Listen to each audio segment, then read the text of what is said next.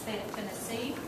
I currently reside in Sweetwater, Tennessee. It's halfway between Knoxville and Chattanooga. It's very rural. We live near cows, which is really nice. I moved from Atlanta, was my home before I moved here to Tennessee, and the purpose of me moving to Tennessee was to complete my PhD at the University of Tennessee here in Knoxville. Go Volunteers. I don't have on my orange today, but I'm a volunteer, true and true.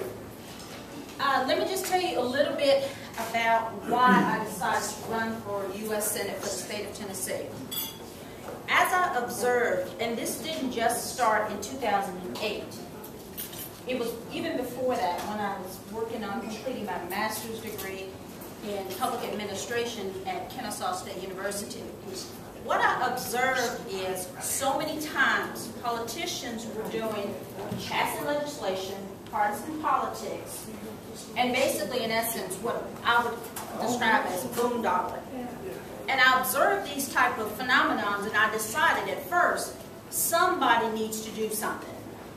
But as I started to read and understand more about the issues and more that was happening and more of the violations against the Constitution, my statement changed from somebody needs to do something to I am going to do something. And I decided then not to just be passive about what's happening, but to become active inside this election year. Now, you made a statement earlier after you were praying. The time of being passive is over. If we don't take the bull by the horns in this election, we will lose this country. This is what is at stake. And when average citizens like myself and Zach rise to the occasion, it's time that we start governing by the Constitution and not around it. Now, I also wanted to mention, with all due respect, about the death tax. I would flat out repeal it. And let me tell you the reason why. With all due respect, it's not the state's money. It's just that simple. It's not for the state to decide what to do with your money. Not at 5 million, not at 10 million, not at 20 million. It's not the state's money. It's your money. And it is a blatant violation against property rights over and over and over and over and over. And until we draw a line in the sand, roll up our sleeves, dig our heels in American soil, and say we're fed up, enough is enough, no more half measures. We have to be bold and courageous, and we have to finally make tough decisions. That's what this election is about.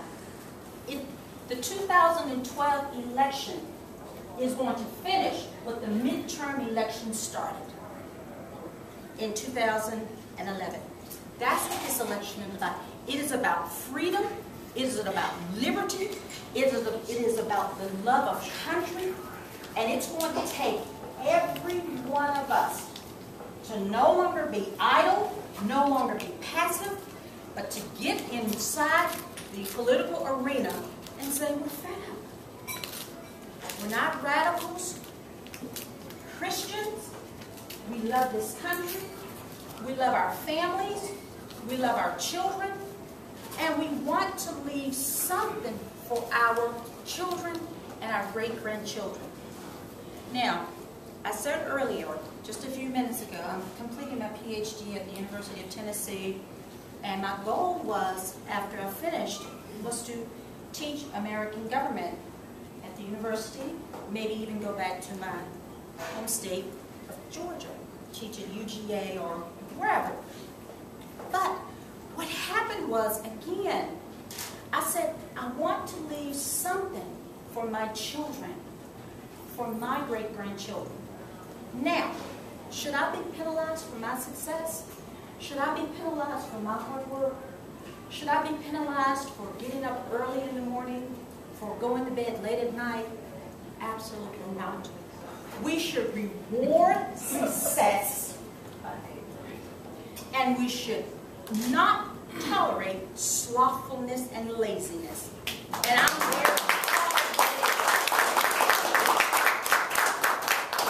And I am ready to be ridiculed. I'm ready to be criticized. And I'm ready to take any criticism. We can no longer reward bad behavior. And that's what we're doing. Not only are we rewarding it, we're even encouraging it.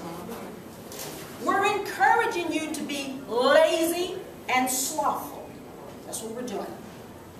And not only are we doing it, we're rewarding you for being lazy and trifling. And then we're punishing those who get up early in the morning. I know, because completing a PhD, trust me, sleep is so overrated now. And campaigning. Sleep is just so overrated. You're up early, you're in the bed late, you're reading, you're studying, you're writing. So at the end of the day, let me tell you what my reward is if I make over $250,000. A nice in the gut. That's my reward for being ambitious, hardworking, honest in the country that I call America, the beautiful. There's no more time for that. There's no more time for that. That's why I decided to run for U.S. Senate. People said, well, Brenda, this will be the first time in Tennessee's history that we will have a woman and a minority. I said, forget about that. Let me be the first senator to govern by the Constitution and not around it. Anything else, it doesn't matter. Anything else, it doesn't matter. Let me be numero uno that says we're going to govern by the Constitution. And I'm willing to take bold and courageous steps to make that a reality. No more trimming around the edges. No more, well, maybe we're going to... No, no, no, no, no, no. We're going to be bold. We're going to be courageous. We're going to make tough decisions that politicians have refused to make. And we cannot be afraid to call a wrong and call a right a right. As I conclude, many of you know that Mitt Romney paid approximately, I think it was over $2 million in taxes. One man. I can't remember exactly the study that did an analysis, but they broke it down and showed exactly how many tens of thousands of people receiving food stamps from one man. Is that right? Is that fair? If we're going to talk about fairness, should one man's property be taken from him so that tens of thousands can sit and wait till the first of the month? It's wrong. And I'll say it now. I'll say it on tape. I'll say it in the public square. I'll say it in D.C. That is wrong. You know why it's wrong? Because we are taking what doesn't belong to us.